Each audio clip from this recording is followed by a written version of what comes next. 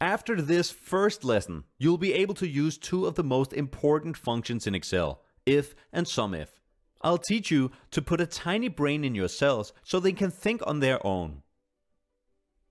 When your cells can think on their own, they can take over more of your daily work and make your life easier. Let's get to it.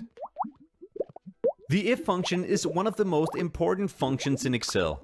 It adds logic to your sheet and calculations. That's basically like adding a little brain to your cells that can react to the other cells and change its output depending on what it finds. The if function is incredibly flexible and is great for combining with other functions. The idea behind the if function, the logic, is the foundation for most of the advanced functions you're going to use. The if function is used in a formula like this. If a condition is met, then something happens. If the condition is not met, then something else happens. This is my simplified version of the syntax. And the syntax is the things you need to type in order to get the function to work. An example of this is that if the text in cell E2 is equal to bath, then the output of this function will be the text special. If the text in E2 is not equal to bath, then the output will be standard. Let's try it in Excel. This spreadsheet is filled with sales data from a furniture and home accessories store. Your job is to label all orders that is in the bath category. You'll do that in column G and give them the label special. All orders not in the bath category must be labeled standard, like this. With a manual approach, this could take ages. Let's automate it with the if function instead.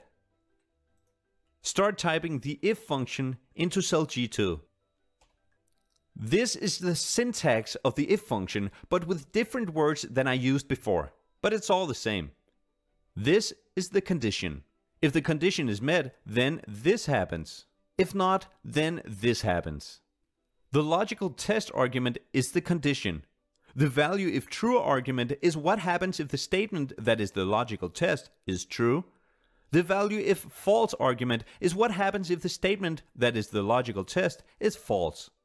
In this scenario, the condition is that the category in E2 must be equal to the text bath, comma.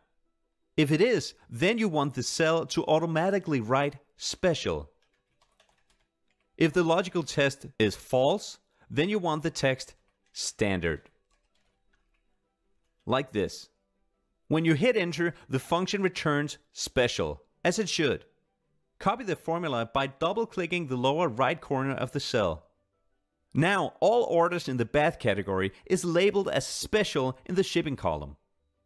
With this new data, you can do a bunch of stuff. For example, you can insert a filter and only show orders with the special shipping type. Now let's try out the SUMIF function. The name of this function kind of explains what it does. The SUMIF function sums up cells given a certain criteria is met. Let's take a look at the syntax. The first argument is a range. The next is the criteria, and the third is another range. The first range is the criteria range. This is the range the criteria is applied to. The sum range is the range that is summed up given the criteria is met. If you look to the right in the file, you'll see this total special column. You are going to sum up the total prices of all orders labeled with the special shipping type. And it's really quite simple. Equal SUMIF, open parenthesis.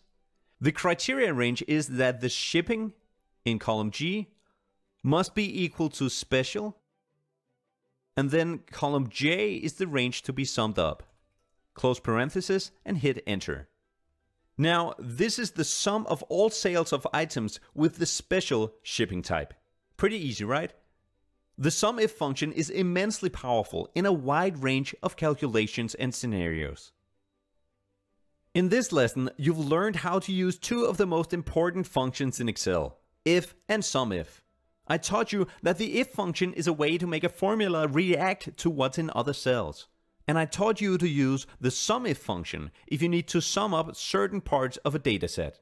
There's a prerequisite for calculations, automation, and reporting that is often overlooked by beginners and advanced users of Excel. That's data cleaning. Data cleaning is one of the most important skills for you to have in this Excel journey you've just started. So follow along in lesson 2 where